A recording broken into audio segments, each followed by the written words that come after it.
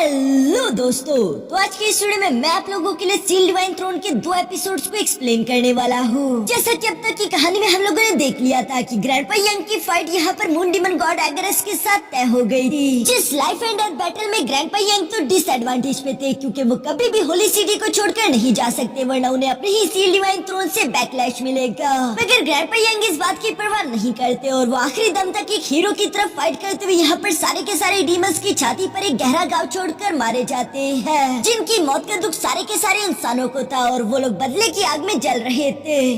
अब आगे तो नेक्स्ट एपिसोड की शुरुआत हाउचेन से होती है, जिसे आपको ऊपर काफी सारा गुस्सा आ रहा था, लेकिन आखिर वो कर भी क्या सकता है। कैरन भी जानती थी कि इस वक्त हाउचेन को कितनी ज्यादा तकलीफ हो रही होगी, क्योंकि हाउचेन सब लोगों को प्रोटेक्ट करना चाहता था और फिर भी उसे अपनी आंखों के सामने अपने प्यारों को बारी बारी मरता हुआ देखना पड़ रहा है। ये दुख वाकई में काफी बड़ा था, लेकिन हाउचेन कैरन से कहता है कि फिक्र मत करो, मैं इसका बदला डीमन से जरूर लूंगा। इस गुस्से और अहंकार को अपनी ताकत में बदलते हुए मैं जल्दी स्टार रैन को पेनिट्रेट करते हुए तुम्हारे पास वापस लौट आऊंगा। दूसरी तरफ हम देखते हैं कि ग्रैंडपा यंग की भी डेड बॉडी वापस से होली सिटी में आ चुकी थी, जिसे देखकर तो यांग वांग सो की आंखों में आंसू भर आए थे। वो अपने ग्रैंडफादर को इस तरह से खोना नहीं चाहता था। सिर्फ यांग वांग सो ही नहीं बल्कि पूरे के पूरे होली सिटी में मौजूद जितने भी लोग थे वो सारे के सारे ही ग्रैंडपा यंग को खोने की वजह से काफी दुखी थे। सब लोग यहाँ ग्रैंडपा यंग को आखिरी अलविदा कहने के लिए इकट्ठा हो जाते हैं, जहाँ ये सब लोग ग्रैंडपा यंग की बातें याद करने लगे। ग्रैंडपा यंग एक अच्छे दोस्त, एक अच्छे लीडर और एक अच्छे ग्रैंडफादर थे। सब लोगों ने हमेशा उन्हें प्यार किया। वो इस पूरी के पूरी होली सिटी को अपने घर की तरह समझते और यहाँ के लोगों को अपनी फैमिली की तरह मानते थे, इसलिए यहाँ के लोगों ने भी उन्हें वैसा ही प्यार दिया। इसके बाद हम देखते हैं कि सारे के सारे टेंपल लीडर्स बारी बारी आकर यहाँ ग्रैंडपा यंग को श्रद्धांजलि देने लगे।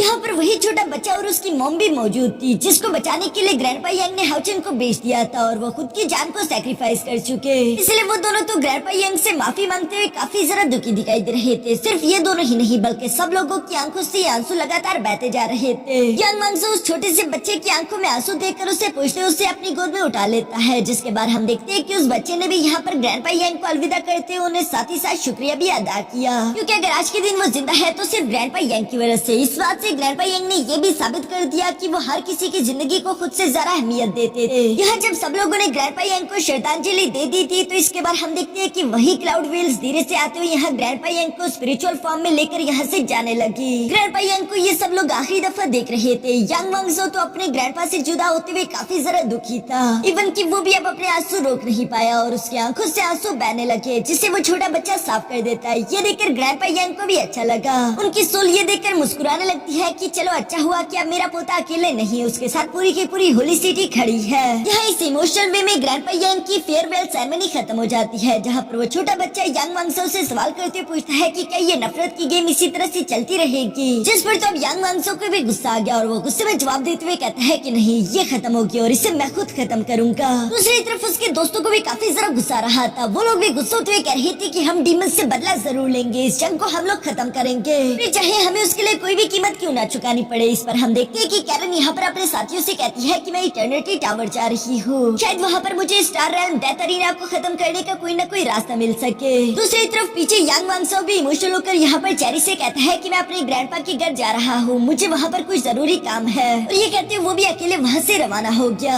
जहाँ पर यांग वांगसो तीसी के साथ बागता बागता फौरन से यहाँ पर सील डिवाइन थ्रोन हॉल में आ जाता है, जहाँ पर उसके सामने seal divine throne of mercy and protection था, जो कि यांग वांगसो के ग्रैंडफादर का हुआ करता था, और वो उसी की याद में तीसी के साथ आगे की तरफ बढ़ने लगता है ताकि वो इस seal divine throne of mercy and protection को हासिल कर ले। यांग वांगसो के seal divine throne of mercy and protection के पास आती है अचानक उसकी पावर से वो एक्टिवेट हो गया था, जिसकी एनर्जी को दूर दूर से लोग देख पा रहे थे। ये देखकर तो सब लोग हैरान हो जाते हैं कि आखिर इतनी जल्दी seal divine throne of mercy and protection के टेस्ट को किसने शुरू कर दिया। ये seal divine throne of mercy and protection आखिर किसके साथ रेजोनेट कर रहा है। बाहर की तरफ से चेरी भी यहाँ पर पहुँच चुकी थी और वो यांग वांगसो को आवाज देते हुए कह रही थी कि यांग वांगसो ऐसा मत करो, मास्टर लोंगजिंग यू ने कहा था ये सील डिवाइन थ्रोन तुम्हारे लिए बिल्कुल भी सुटेबल नहीं है। लेकिन दूसरी तरफ यांग वांगसो तो इमोशनल था, वो अपनी पूरी कोशिश कर रहा था कि वो इस सील डिवाइन थ्रोन के ऊपर जाकर बैठ जाए। हालांकि सील डिवाइन थ्रोन ने उससे धकेलते हुए पीछे हटाने की कोशिश कर रहा था, इवन वो उसे जंजीरों में जकड़कर पीछे रुकने की कोशिश करता है, जो देखकर यांग वांगसो चिल्लाते हुए कहता है कि आखिर ऐसा क्यों कर रहे हो?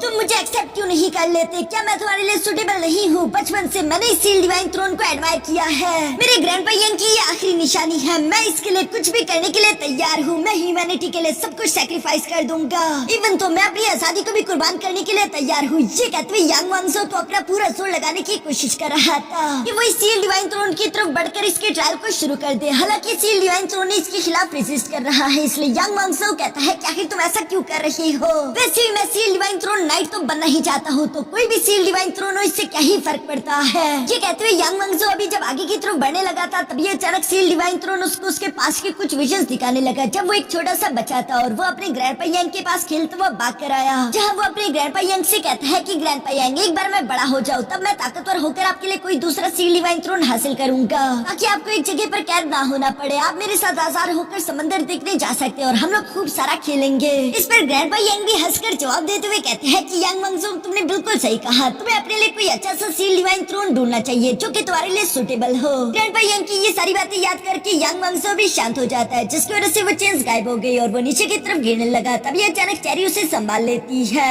यहाँ यांग वांगसो कमजोरी की हालत में कहता है कि मैं अपने ग्रैंडपा यांग को इतनी जल्दी मरते हुए नहीं देखना चाहता था। मैं नहीं चाहता था कि वो मुझे अकेले छोड़कर जाए। मैं उसके लिए अभी तैयार नहीं था और मैंने रियलाइज किया कि हाँ, मुझे एक सील्ड डिवाइन थ्रोन हासिल करना होगा जो मेरे लिए सुटेबल हो, ताकि मैं डीमन से उनके लिए बदला ले सकूं। इसके बाद नेक्स्ट से हम देखते हैं कि मास्टर चंगी और मास्टर पलादिन ने मिलकर यहाँ पर sealed divine throne of mercy and protection की न्यू ऑनर को ढूंढना शुरू कर दिया था, जहाँ पर नाइट टेंपल के जितने भी लेवल 9 के वॉरियर्स थे वो बारी बारी आकर यहाँ ट्रायल एग्जाम देते रहे और बारी बारी करके वो सारे के सारे वॉरियर्स फेल होते रहते हैं। अब ज्यादा नाइट्स पीछे बच्चे भी नहीं थे। वो लोग ये सोचकर परेशान हो रहे थे कि क्या होगा अगर हमें न्यू ऑनर ना मिला। तभी अचानक वहाँ पर मिस स्वान आ जाती है, जो कहते हुए कह रही थी कि मैं sealed divine throne of mercy and protection का ट्रायल देना चाहती हूँ। जो सुनकर तो सब लोग शॉक हो गए और वो मिस स्वान से कहने लगी कि कई सारे ऐसे नाइट्स जो कि लेवल 9 के थे वो भी इस ट्रायल को पास नहीं कर पाए, जबकि तुम तो सिर्फ एक लेवल 8 की वॉरियर हो। एक बार फिर से सोच लो। जिस पर मिस स्वान जवाब देते हुए कहती है कि मैंने सोच लिया और वैसे भी जो कुछ मैं करना चाहती हूँ वो चीजें मुझे मेरी आजादी से ज्यादा अजीज है। इसके बाद सीन शिफ्ट होकर दूसरी तरफ यह स्टार रेल में भी आ जाता है, जहाँ पर हाउचेन दुखी दिखाई दे रहा था और वो यहाँ पर ये सामी से सवाल करते हुए पूछता है कि मुझे बताओ कि आखिर मैं 5th रैंक के स्टार क्राउन को कैसे बना सकता हूँ, ताकि मैं इन सब चीजों को खत्म कर सकूँ। अब मैं अपने को सैक्रिफाइस होता हुआ नहीं देख सकता। जिस पर ये सामी ने हाउचेन को बताना शुरू कर दिया था, मगर साथ ही साथ वो हाउचेन को बताता है कि ये सफर आसान नहीं होगा। इसमें हर कदम पर तुम्हें रिस्क उठाना होगा।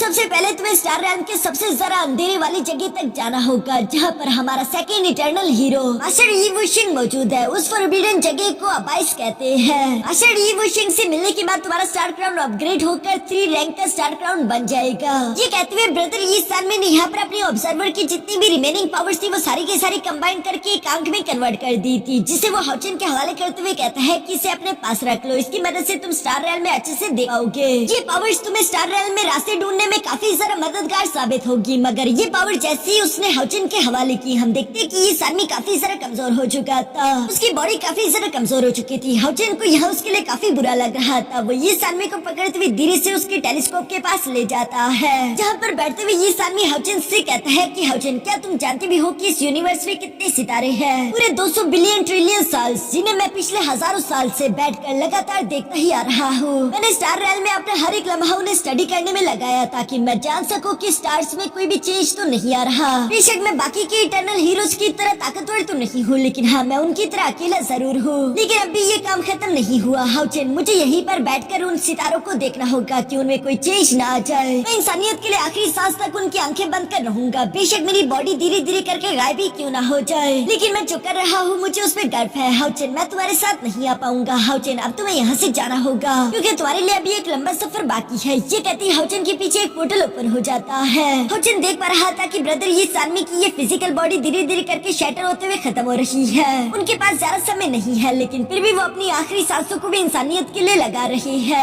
इसलिए वो रिस्पेक्टफुली उनके सामने झुककर कहता है कि ब्रदर ये सामी, आप बस मेरा इंतजार कीजिए। मैं आपसे वादा करता हूँ कि मैं वापस लौटूंगा और आपको यहाँ से गाइड लेकर जाऊंगा। और ये कहती हाउचेन मोटिवेट होकर वहाँ से खड़ा हो जाता है, जहाँ वो जाते हुए कह रहा था कि ब्रदर ये सामी, ग्रैंडपा यांग और सारे के सारे इटर्नल हीरोज की कुर्बानी मैं इस तरह से जाया होते हुए नहीं देख सकता। अब चाहे जो मर्जी हो जाए, बहुत कुछ दांव पर लग चुका है। मैं इस मिशन को फेल होने नहीं दे सकता। ये कहती हाउचेन अबाइस की तरफ जाने की जर्नी को शुरू कर देता है। इसके बाद सीन शिफ्ट होकर दूसरी तरफ डीमन गॉड आहबा पर आ गया था, जो कि अपने डीमन से बात करते हुए कह रहा था कि माफ करना, पिछली बार बैटल के दौरान एक गटर का कीड़ा बीच में बैटल के इंटरफियर कर चुका था, लेकिन इस बार स्टार डीमन गॉड ने उसका हल निकाल लिया है। फिक्र मत करो, उस कीड़े को हमने निकाल दिया और अब कोई भी इस बैटल के दौरान इंटरफियर नहीं कर पाएगा, क्योंकि स्टार डीमन गॉड ने 2 और बैटल ग्राउंड भी ओपन कर दिए थे। अब टोटल यहाँ पर 4 डेथ अरीनास है, जिनके लिए बारी बारी करके एक वॉरियर को चूज करना शुरू किया गया। इंसानों की तरफ से हम देखते हैं कि यहाँ पर मैजिकल टेंपल के मास्टर ली ज़ेंगसाई, नाइट टेंपल और असैसिन टेंपल के भी एक नाइट और असैसिन को चूज कर लिया गया था।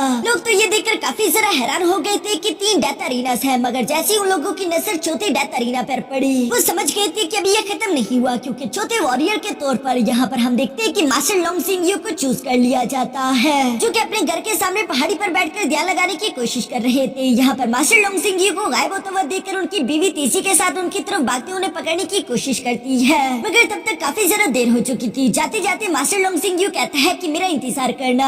इसके बाद जब मास्टर लोंगसिंग यू यहाँ डेथ अरीना में पहुंचे तो उन्हें जानने को मिलता है कि उनके सामने का दुश्मन कोई और नहीं बल्कि डीमन गॉड एमोन है, जो कि मास्टर लोंगसिंग यू का जानी दुश्मन था। और वो यहाँ पर लोंगसिंग यू को देखकर मुस्कुराते हुए कहता है कि लोंगसिंग यू, आखिर एक बार फिर से हम दोनों की मुलाकात हो गई। तुम्हें मुझसे कुछ सवालों के जवाब चाहिए थे ना? मैं तुम्हें तुम्हारे उन सवालों का जवाब दे दूंगा, लेकिन उससे पहले तुम्हें मुझे हराना होगा। यहाँ पर डीमन गॉड एमोन को देखकर तो मास्टर लोंग टियानिंग भी उससे पहचान गए थे, और वो हमें बताते हैं कि ये तो 7 डिमोनिक पिलर का वार फ्रेंसी डीमन गॉड एमोन है, जिसे सिर्फ इंसान नहीं बल्कि डीमंस तक घबराते हैं। वो भी इसे एक पागल डीमन कहते हैं, जिसका कोई भी क्लैन या फिर सेक्ट नहीं, वो अकेले ही रहता और अकेले ही काम करता है। सिर्फ डीमन एम्परर के ऑर्डर्स के अलावा वो किसी की नहीं सुनता। उसके पास अल्टीमेट पावर है, जो कि उसे और ज्यादा खतरनाक बना देती है। इवन कुछ रूमर्स के हिसाब से तो ये भी कहा जाता है कि star demon God, moon demon God और डीमन एम्परर के बाद चौथे नंबर पर सबसे ज्यादा स्ट्रेंथ डीमन गॉड एमोन की ही है, जो कि मास्टर लोंगसिंग यू को देखते हुए गुस्से में भड़ककर कह रहा था कि लोंगसिंग यू, तुमने तो मुझे डिसअपॉइंट कर दिया है। और ये कहती वो तीसरे से लोंगसिंग यू की तरफ बढ़कर उससे टकराने लगा,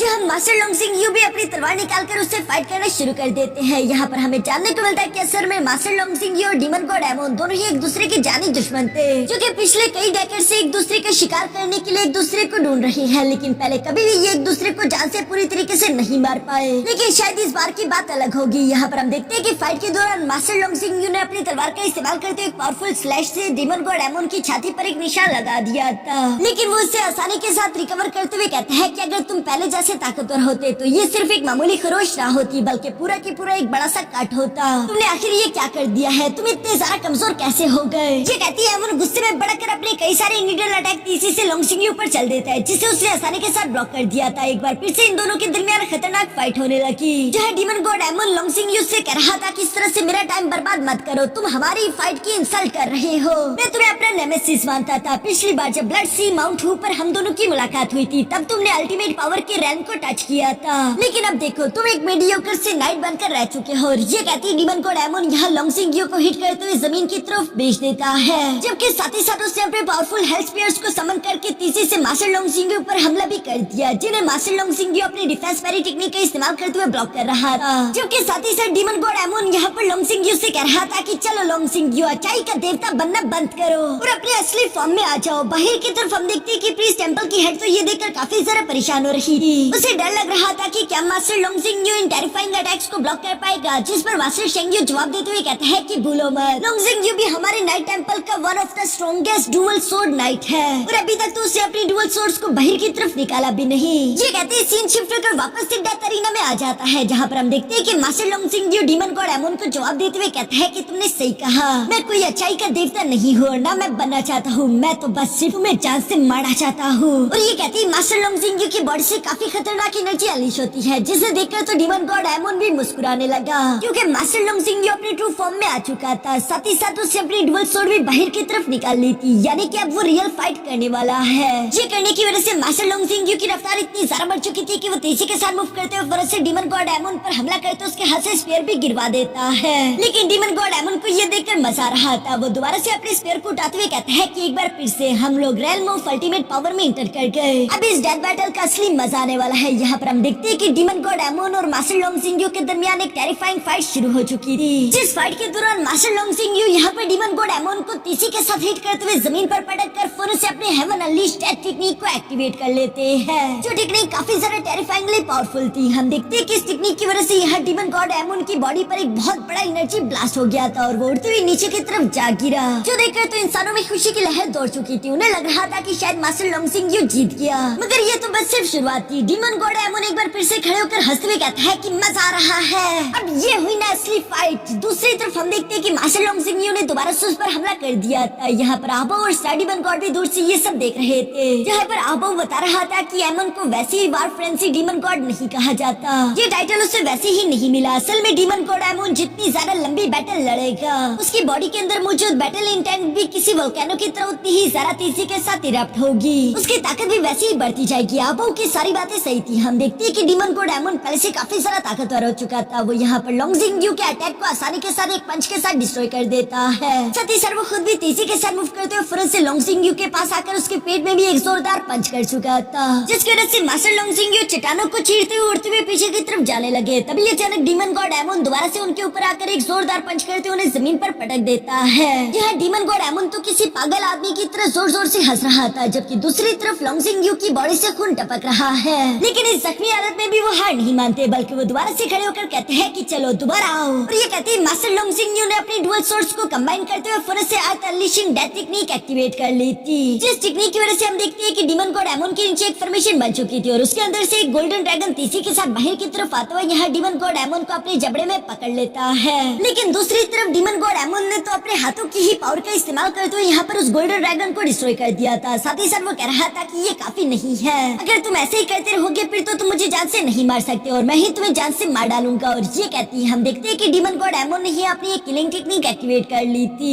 जिस टेक्निक में हम देखते हैं कि वो सारी की सारी इविल एनर्जी अपने स्पेयर में इकट्ठा करके यहाँ मास्टर लोंगसिंग यू पर हमला कर देता है। और इस अटैक की वजह से हम देखते हैं कि मास्टर लोंगसिंग यू की सोर्ड तो पूरी तरीके से शैटर हो गई, जो देखकर तो सब लोग शॉक हो गए थे। और हम देखते हैं कि डीमन गॉड एमन ने फौरन से अपने स्पेयर को यहाँ मास्टर लोंगसिंग यू की छाती में गुंसा दिया था, जो कहते हुए डीमन गॉड एमन लोंगसिंग यू का मजाक उड़ाते हुए कह रहा था कि तुमने वाकई में मुझे डिसअपॉइंट कर दिया है। सिर्फ 4 साल के लिए तुम अपनी फैमिली के पास क्या चले गए, तुमने खुद को इतना सारा कमजोर कर लिया, जबकि मैंने तुमसे काफी उम्मीदें लगाई थी। अभी जब वो ये सब कह रहा था तभी अचानक हम देखते हैं कि मास्टर लोंगसिंग यू ने यहाँ पर अपने ही बहते हुए खून से वहाँ पर एक केज बनाना शुरू कर दिया, जो कि डीमन गॉड एमन के आसपास तेजी के साथ घूम रहा था। ये देखकर डीमन गॉड एमन को तो कुछ भी समझ नहीं आता। दूसरी तरफ हम देखते हैं कि मास्टर लोंगसिंग यू ने दोबारा से अपनी तलवार को रिकवर कर लिया, जबकि साथ ही साथ वो अपने मैन अनलीशिंग डेथ टेक्निक को भी क्रिएट कर लेते हैं। इस टेक्निक की वजह से हम देखते हैं कि डीमन गॉड एमन की बॉडी के आसपास कई सारी लाइट गुजर चुकी थी, जो कि उससे उसकी अपनी जगह पर ट्रैप कर देती है। ये देखकर तो डीमन गॉड एमन काफी ज्यादा सरप्राइज हो गया था कि वो अपनी जगह से मूव नहीं कर पा रहा। दूसरी तरफ मास्टर लोंगसिंग यू डीमन गॉड एमन को बताता है कि मैं जानता रहा कि तुम्हारा बैटल इंटेंट कभी भी खत्म नहीं होता, तुमसे जितनी भी बैटल लड़ी जाए तुम उतनी ही ज्यादा ताकतवर होते जाते हो,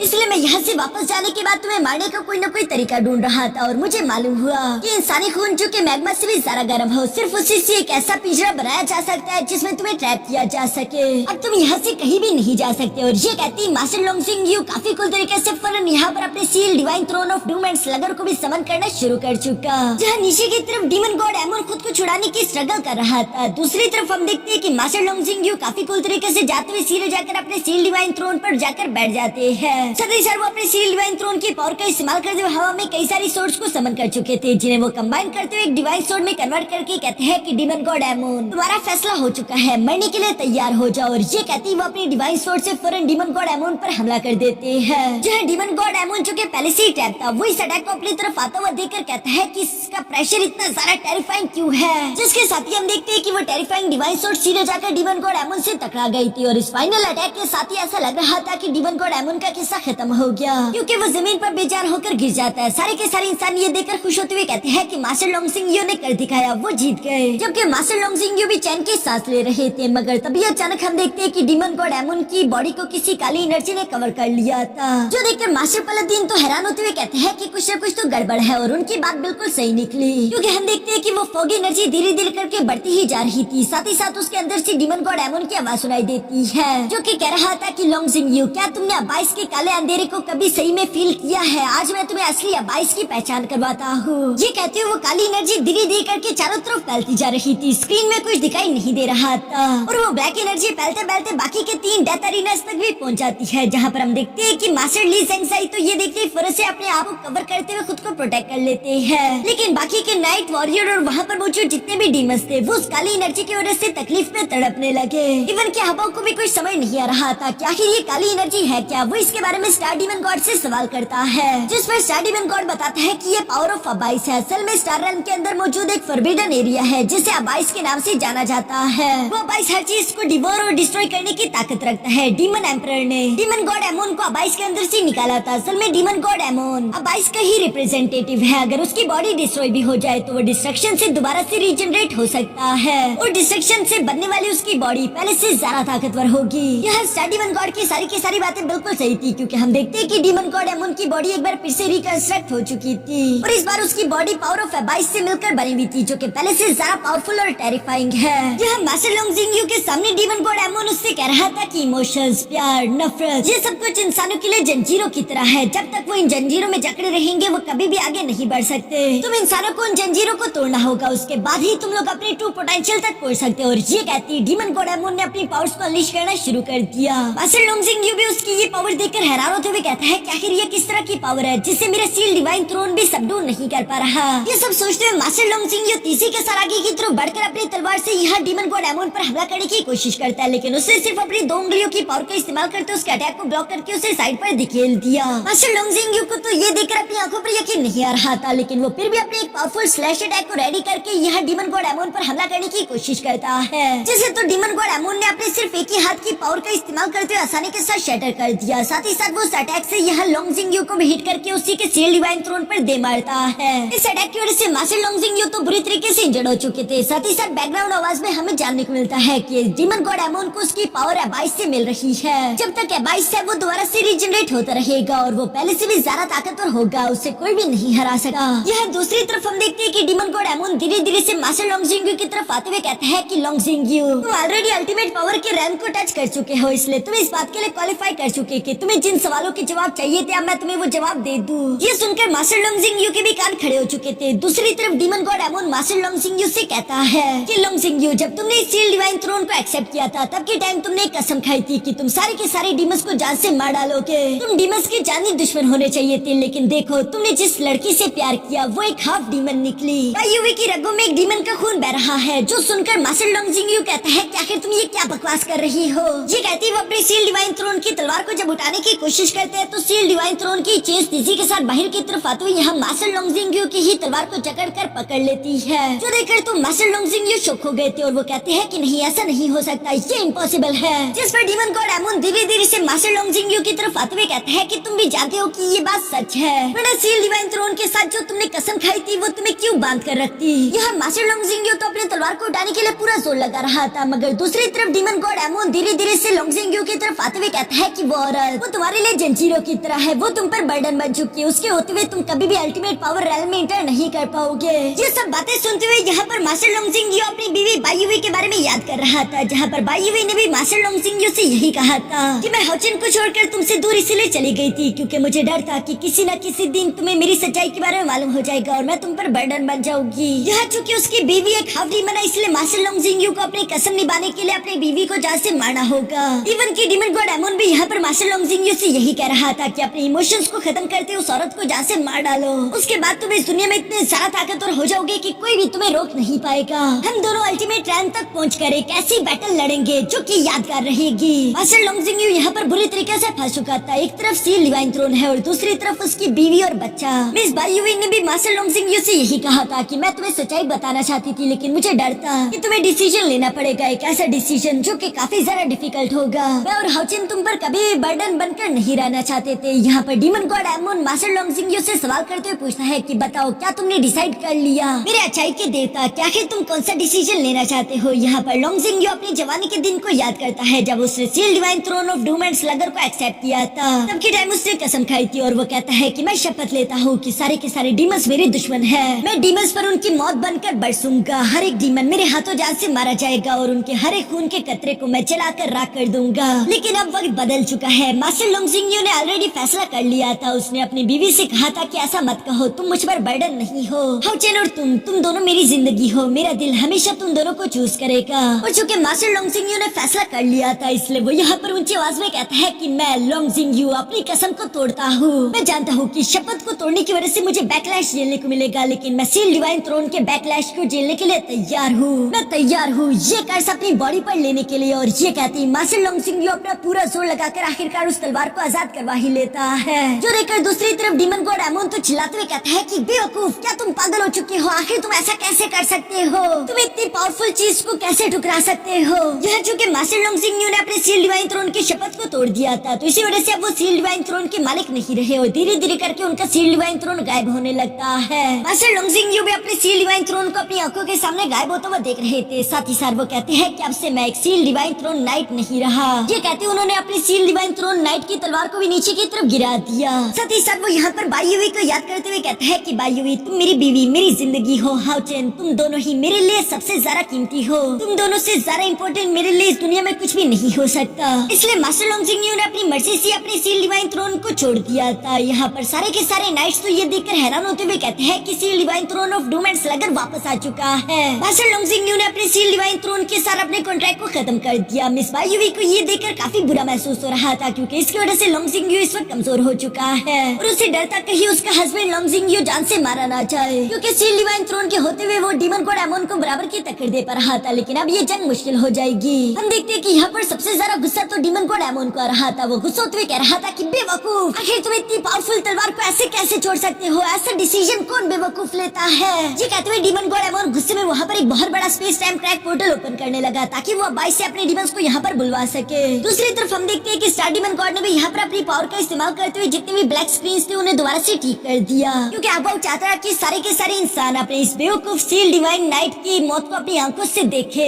और देखे कि उसने कितना बड़ा बेवकूफाना फैसला किया है। यहाँ पर हम देखते हैं कि जैसे स्क्रीन ठीक हो गई, सब लोगों को मालूम हो गया कि मास्टर लोंगजिंग ने अपने सील डिवाइन थ्रोन को रिजेक्ट कर दिया है। मास्टर लोंगटियानिंग तो ये देखकर परेशान होते हुए कहते हैं कि अब लोंगजिंग क्या करेगा, क्योंकि अब तो उसके पास उसका सील डिवाइन थ्रोन भी नहीं है। क्या वो डीमन गॉड एमोन को हरा पाएगा? इस तरह से तो वो मारा जाएगा। दूसरी तरफ हम देखते हैं कि डीमन गॉड एमोन के भी जितने सारे डीमंस थे वो सारे के सारे एक साथ ही मास्टर लोंगजिंग की तरफ बढ़ने लगे। जिन सबको अपनी तरफ आता हुआ मास्टर लोंगजिंग देखकर कहता है कि जब मैं पहली बार नाइट बना था तो तब मेरी सिर्फ यही मोटिवेशन थी कि मुझे नाइट इसलिए बनना है ताकि मैं अपने प्यारों को प्रोटेक्ट कर सकूं। लेकिन आज का ये फैसला जो तुम्हें लगता है कि मेरे लिए मुश्किल था, वो बिल्कुल भी मुश्किल नहीं। एक तरफ मेरे प्यारे थे और दूसरी तरफ सील डिवाइन थ्रोन था। अगर सील डिवाइन थ्रोन भी मेरे मकसद के रास्ते में आएगा तो मैं उसे छोड़ दूंगा, क्योंकि मुझे अपने प्यारों को प्रोटेक्ट करना है, फिर चाहे मुझे उसके लिए कोई भी कीमत क्यों ना चुकानी पड़े। मैं अपने प्यारों से इतना प्यार करता हूँ कि मैं उनके लिए अपनी जिंदगी भी देने के लिए तैयार हूँ। और ये कहती मास्टर लोंगजिंग ने फर्नेस से अपनी तलवार को बाहर की तरफ निकाल लिया, क्योंकि उनकी फैमिली सोर थी। यहाँ पर साथ ही साथ मास्टर लोंगजिंग हाउचेन को याद करने लगे कि हाउचेन को उसने ये प्योर व्हाइट ब्लेड स्किल सिखाई थी। ये एक ऐसी स्किल है जो कि इनकी सिर्फ लोंग खानदान ने ही सीखी और हर जनरेशन टू जनरेशन ये स्किल पास आउट होती रही है। मास्टर लोंगजिंग भी यहाँ पर अपनी सोल को जलाते हुए इस pure white blade skill slash technique को रेडी कर रहे थे।